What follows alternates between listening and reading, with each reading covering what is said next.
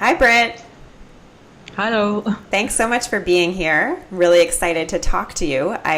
Before we got started, I was just sharing how we were introduced recently, but I actually have known of you for years because maybe some 5 years ago, I got on your email newsletter. And so it was so funny to be introduced and then realize you were the same Britt Malka and that sort of thing. So it's awesome to talk.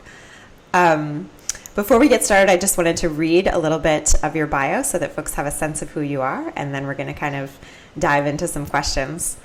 So let's get going. Britt Malka quit her day job in June of 1995, tired of wasting her life waiting for Friday to come. She began teaching adults how to use computers as a freelancer, and that led to requests for books about computer programs that could be used by other teachers. In 2000, she left her native country, Denmark, and moved to France. With a less than mediocre vocabulary, finding a job in France was out of the question, so she had to find other income sources. And since she loved writing, that became the obvious choice. She went from being a decent procrastinator to a prolific writer because writing books and making money online suddenly became more than a hobby. Over the years, she's kept increasing her productivity, and she's gone from working 7 days a week, from early morning to late evening, to working 6 days a week, stopping daily at 4 p.m., and she gets more done today.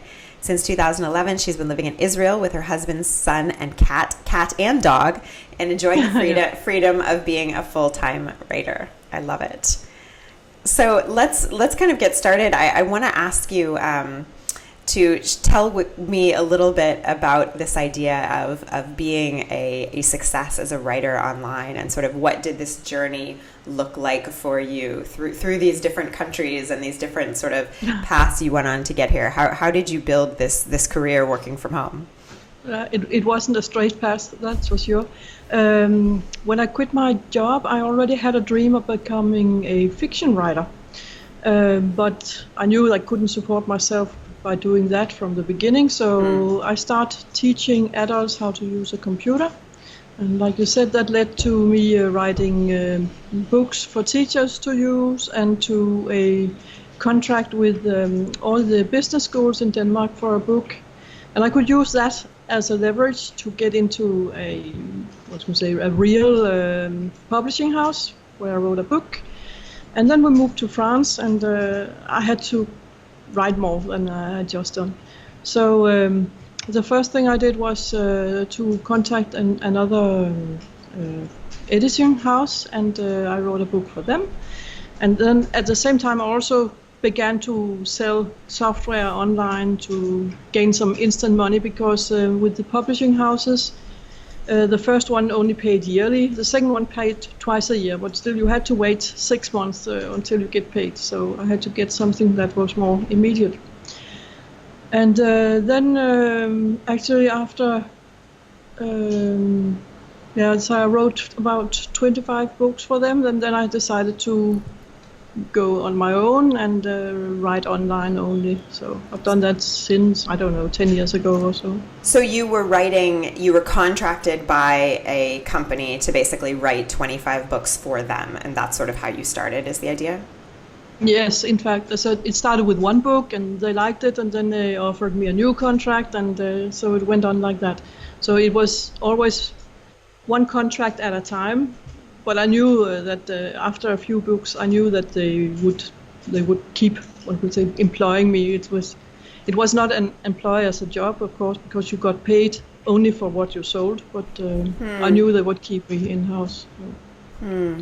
And so, at what point did you make the decision to go out on your own, and how did you shift to that? Because that's a big risk, right? When you're getting contracts when you're getting money coming in from contracts through a particular company, to then deciding you're going to start selling your own words, essentially. How did you make that transition?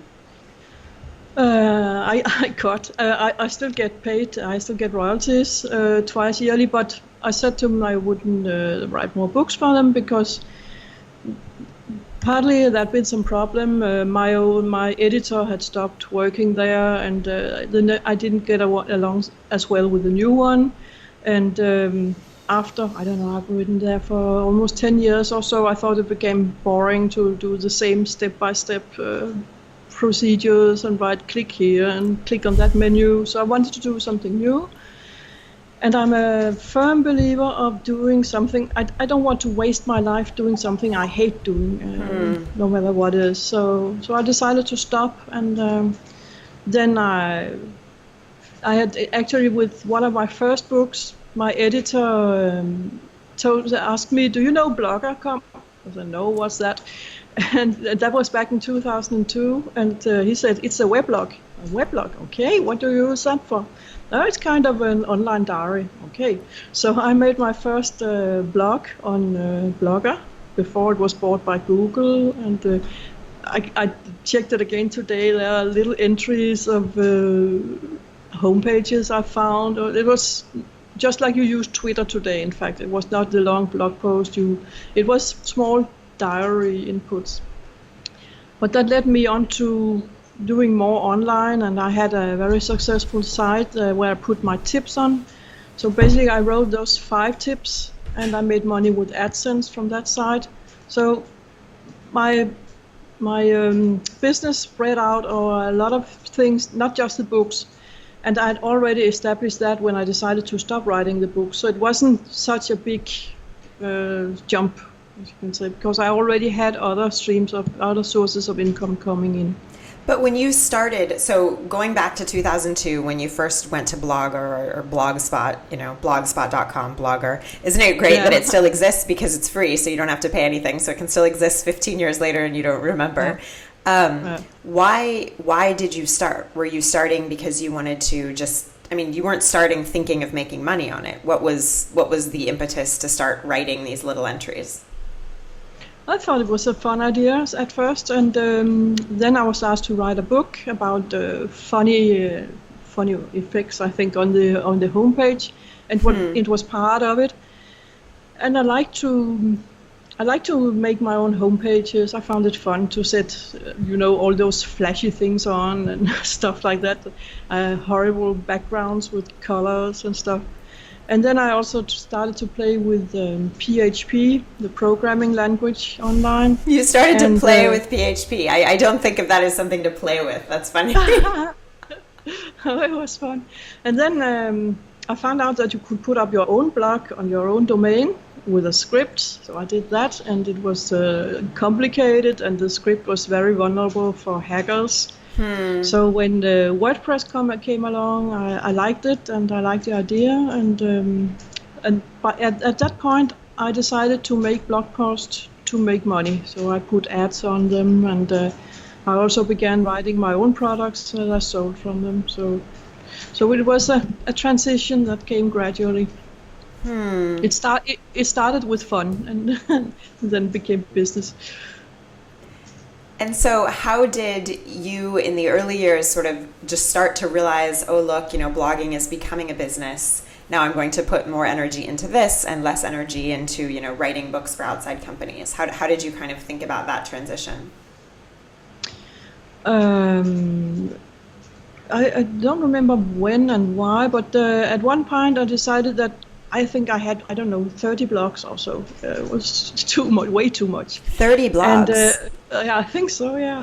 About all kinds of topics. I had one about kitchen gadgets, and one about the law of attraction, and herbs and essential oils, and about how to write, and about France, and all kinds of topics. And I was writing all the time and not focusing on any of them. And some of them were bringing me money, and others was just a waste of time, and I didn't really want to write them. So I said, okay, from now on, I cut down. I have to, the things I do has to give me something, either an income or it has to be fun to do. And then it's fine.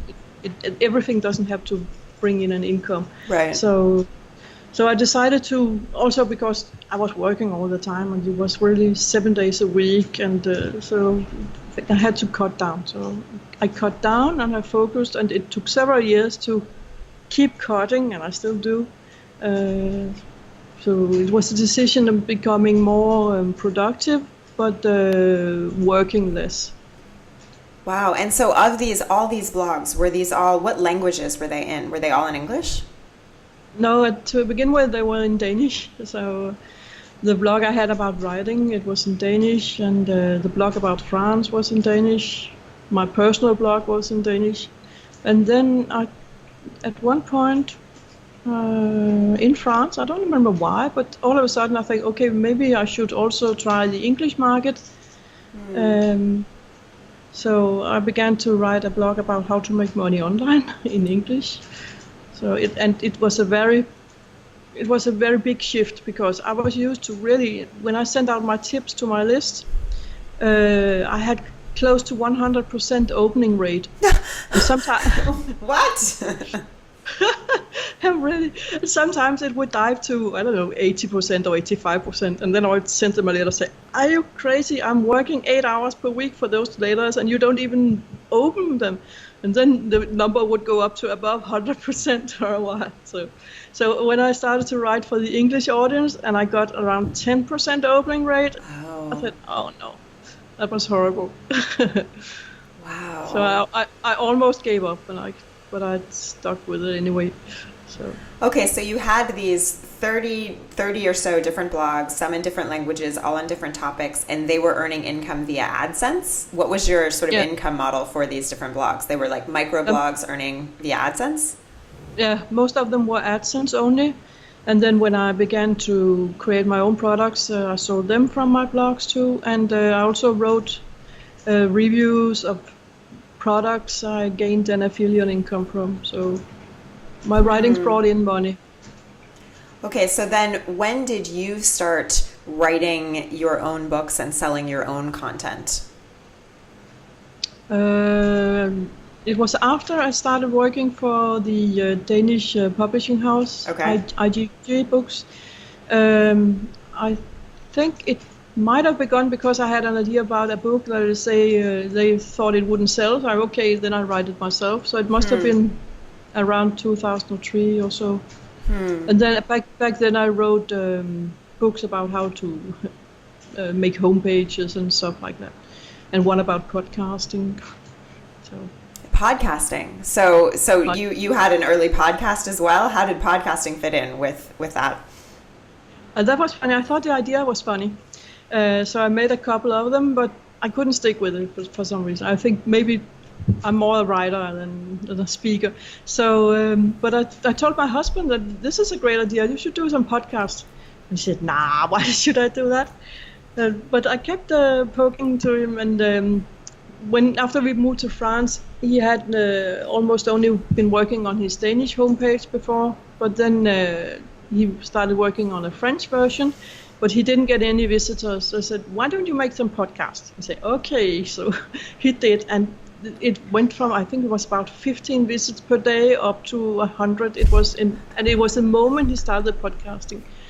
So it went well for my husband. He's still doing podcasts 15 years later, but I never took on to it. So, What are your husband's podcasts about psychology in French. In French? Wow, that's fascinating. Love it.